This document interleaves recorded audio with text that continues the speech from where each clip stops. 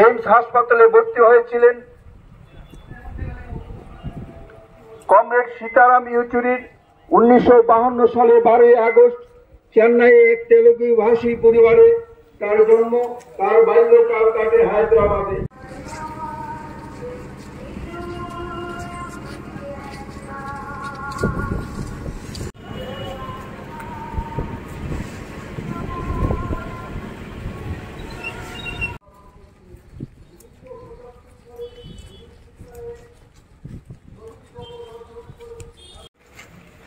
সম্মানিত নাগরিকবৃন্দ, অত্যন্ত ভারাক্রান্ত হৃদয়ে দেশের সংবিধান, ভারাক্রান্ত হৃদয়ে দেশের বামপন্থী আন্দোলনের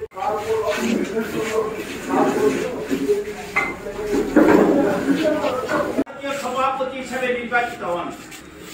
তারপর থেকে সিপিআইএম এর সংস্পর্শে যান, সর্বভারতীয় কমিটির সাধারণ সম্পাদক নির্বাচিত হন।